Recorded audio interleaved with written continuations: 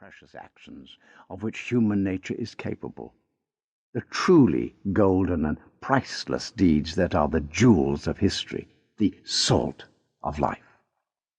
And it is a chain of golden deeds that we seek to lay before our readers. But ere entering upon them, perhaps we had better clearly understand what it is that, to our mind, constitutes a golden deed. It is not mere hardihood. There was plenty of hardihood in Pizarro when he led his men through terrible hardships to attack the Empire of Peru, but he was actuated by mere greediness for gain, and all the perils he so resolutely endured could not make his courage admirable. It was nothing but insensibility to danger when set against the wealth and power that he coveted, and to which he sacrificed thousands of helpless Peruvians. Daring, for the sake of plunder, has been found in every robber, every pirate, and too often in all the lower grade of warriors, from the savage plunderer of a besieged town up to the reckless monarch making war to feed his own ambition. There is a courage that breaks out in bravado, the exuberance of high spirits, delighting in defying peril for its own sake, not indeed producing deeds which deserve to be called golden, but which, from their heedless grace, their desperation, and absence of all base motives, except perhaps vanity, have an undeniable charm about them, even when we doubt the right of exposing a life in more gaiety of heart.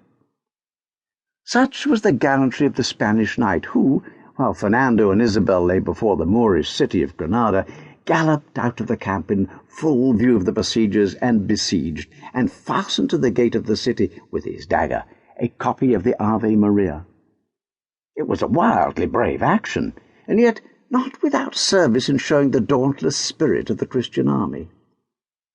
But the same can hardly be said of the daring shown by the Emperor Maximilian when he displayed himself to the citizens of Ulm upon the topmost pinnacle of their cathedral spire, or of Alonso de Ojeda, who figured in the like manner upon the tower of the Spanish cathedral.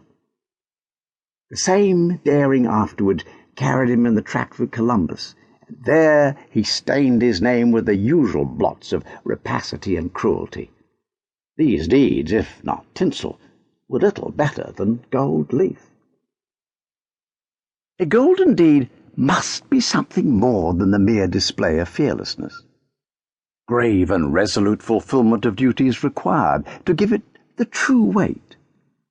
Such duty kept the sentinel at his post at the gate of Pompeii, even when the stifling dust of ashes came thicker and thicker from the volcano, and the liquid mud streamed down, and the people fled and struggled on, and still the sentry stood at his post, unflinching, till death had stiffened his limbs, and his bones in their helmet and breastplate, with the hand still raised to keep the suffocating dust from mouth and nose, have remained even till our own times, to show how a Roman soldier did his duty. In like manner, the last of the old Spanish infantry, originally formed by the great captain Gonzalo de Cordova, were all cut off, standing fast to a man at the Battle of Rocroi in 1643, not one man breaking his rank. The whole regiment was found lying in regular order upon the field of battle, with their colonel, the old Count de Fuentes, at the head, expiring in a chair in which he had been carried because he was too infirm to walk, to this his 20th battle. The conqueror, the high-spirited young Duke of Donguin, afterwards Prince of Condé, exclaimed, "Were I not a victor, I should have wished thus to die," and preserved the chair among the relics of the bravest of his own fellow countrymen. Such obedience at all costs and all risks is, however, the very essence of a soldier's life. An army could not exist without it. A ship could not sail without it, and millions upon millions of those whose bones are dust and good swords are rust have shown such resolution. It is the solid material, but it is hardly the exceptional brightness of a golden deed. And yet perhaps it is one of the most remarkable characteristics of a golden deed that the doer of it is certain to feel it merely a duty. I have done that.